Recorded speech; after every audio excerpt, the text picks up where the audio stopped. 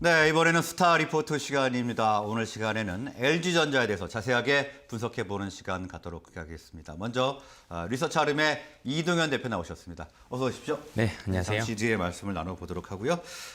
다음은 전화로 대신증권의 박강호 연구위원이 연결되어 있습니다. 박강호 연구위원 나와 계십니까?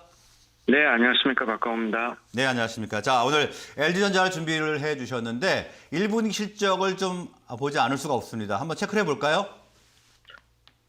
지난 4월 초에 잠정 실적이 발표됐습니다. 매출과 영업이익 측면에서요. 근데 저희가 주목했던 거는 이제 영업이익이 저희가 컨센서스가 1조 3천억 연결 기준에 있는데 이것이 발표된 거는 1조 8,800억으로서 약간의 서프라이즈를 기록을 했습니다. 저희가 이제 이렇게 서프라이즈 나올 가능성을 전혀 예상을 못했는데요. 그 차이는 첫 번째 저희가 얘기할 수 있는 부분은 이제 일회성 이익이 있었다. 작년에 MC 사업을 중단하게 되면서 5G와 관련된 특허, 또 모바일과 관련된 특허, 또 자동차 관련된 특허를 앞으로는 이제 비즈니스 영업을 하겠다 그런 부분을 얘기를 했는데 그 관련된 이익이 이번 1분기에 약 7천억에서 8천억 정도가 반영이 된 것 같습니다.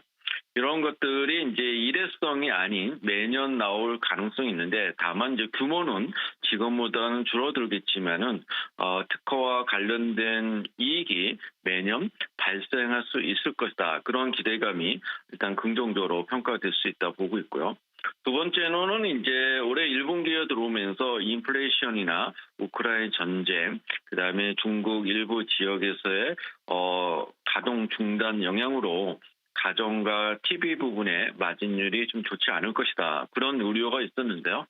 아직은 확정 실적은 발표되진 않았지만은 저희가 판단했을 때는 저희가 예상하는 만큼 가전과 TV 부분의 이익이 나오진 않았을까 보고 있습니다.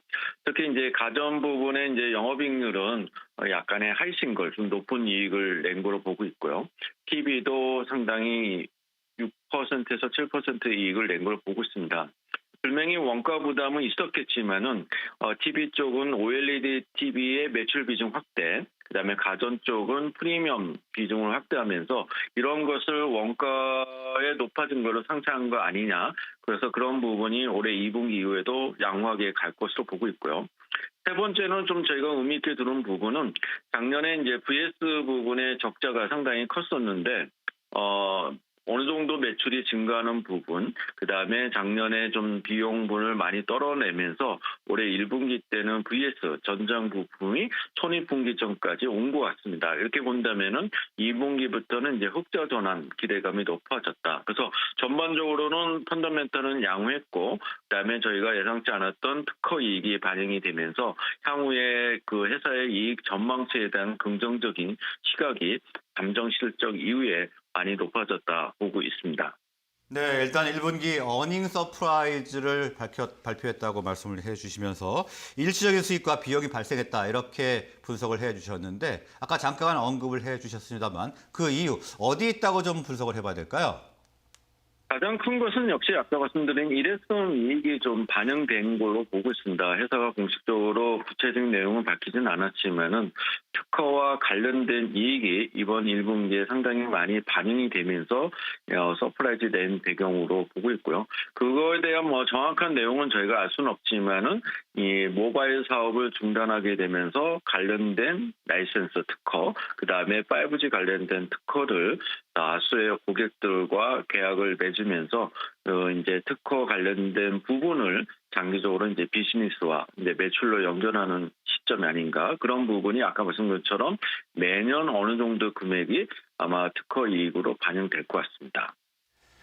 네, 말씀 주셨는데 이 동사가 사실 글로벌 가전기업과 가장 큰 차이점이 이 전장 부품 쪽이라고 생각하는데 동사가 공급하고 있는 부품의 종류와 수주잔고, 실적, 그리고 마지막으로 전장 부품 사업에 대한 전망을 설명 부탁드리겠습니다. 기본적으로 본다면 이제 LG전자는 장기적으로 이제 VS 부분을 강화시킬 수밖에 없다고 보고 있고요. 그래서 전통적으로 이제 하고 있는 것이 이제 인포테인먼트 사업이라는 부분이 있고요.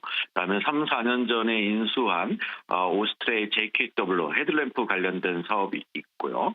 그다음에 기본적으로 했던 모터 인버터 컨버터 사업이 있는데, 요것은 이제 LG 마그나 쪽으로 이제 합작법인 설립을 했습니다. 그래서 크게 인포테인먼트, 헤드램프 관련된 그다음에 모터라는 부분 3개 사업을 갖고 있습니다.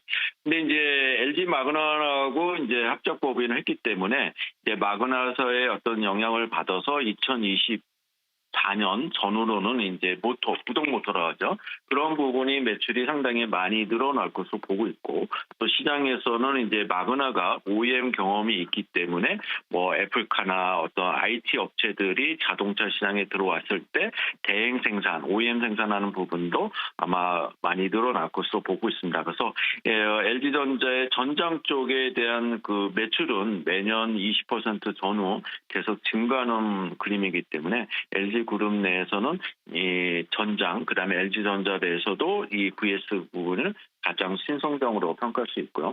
그런 것들이 이제 작년에 니콜 비용에서 적자가 크게 났는데, 올해 같은 경우에 일회성 비용이 없다면은 규모의 확대, 그다음에 자동차 부분도 반도체 해소가 되면서 점차적으로 가동이 올라간다면은 믹스 효과도 개선이 될 수 있다고 보고 있습니다. 그래서 올해 2분기부터는 흑자 전환이 되면서 연간도 흑자 전환이 될 것으로 보고 있어서 그런 부분이 향후에 주가나 전사적인 이익 개선에 중요한 역할을 할 것으로 보고 있습니다. 네, 전반적으로 전장 부품 사업 쪽 전망을 좋게 보시는 측면이 있는데, 최근에 1분기 실적도 좋았습니다. 그런데 최근에 이 매크로 이슈들, 그 물류비 급등과 환율 이슈, 유가 이슈, 이 대변수들이 좀 좋지 않은데, 올해 이제 전반적인 실적 좀 어떻게 보십니까?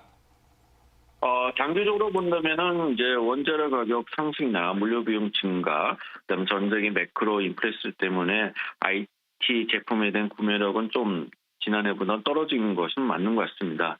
물론 이런 것들이 하반기에도 지속이 될 것으로 보는데, 다만 이제 지난 2년 동안 가정을 본다면은 가전 쪽은 LG전자가 뭐 글로벌 점유율 경쟁이나 그런 것보다는 프리미엄 쪽으로의 비중을 확대를 하고 있습니다. 그래서 프리미엄 쪽에서는 그 원가 상승한 부분을 가격 상승으로 상쇄가 가능하기 때문에 가전 부분의 매출 증가는 2자리 이상이 나타나고 있습니다. 그래서 상당히 긍정적이고요. TV 같은 경우에는 전반적으로 시장은 조금 위축이 되고 있지만은 프리미엄 쪽에 확고한 포지션을 갖고 있는 OLED TV 쪽은 계속 성장이 가능하다 보고 있습니다. 그래서 매출 비중이 늘어나기 때문에 TV도 2자리대 성장 가능하다. 그다음에 이제 VS 부분은 흑자 전환, 그다음에 경기가 회복이 된다면은 B2B, BS 부분도 좋아질 것으로 보고 있습니다. 그렇게 본다면은 이 LG전자의 매출 성장은 이노텍까지 포함한 연결 실적으로 본다면 올해 같은 경우에는 약 12% 정도 성장할 것으로 보고 있고요. 영업이익은 이제 작년에 일회성 비용이 있기 때문에 그런 걸 감안을 한다면은 올해는 5조 3천 정도, 그래서 전년 동기 대비 38% 정도 증가하기 때문에 실적 모멘텀은 상당히 좋을 것으로 보고 있습니다. 과거에는 이제 상고 하조의 이익 패턴이었다면은 올해는 약간 분기별로 평균적으로 꾸준하게 나올 수 있기 때문에 반대로 하반기 때 이익 모멘텀이 생길 수 있다 보고 있습니다. 네, 말씀을 하신 대로 지금 기존 사업의 실적이 굉장히 좋게 나타나고 있고 또 신규 사업에도 의욕적으로 진출을 하고 있는 것으로 전해지고 있는데요. 자, 문제는 주가입니다. 주가가 지금 계속 바닥권에 있는데 주목할 만한 상승 트리거가 있다면 어떤 게 있을까요? 현재 입장에서 본다면은 이제 매크로 영향을 좀 많이 받는 것이 이제 반도체 쪽에서 주가 약세를 했는데, 일단 현재 입장에서 본다면 올해 하반기 때는 VS 전장 쪽이 회복되는 거에 포커스가 중요한 거라고 보고 있고요.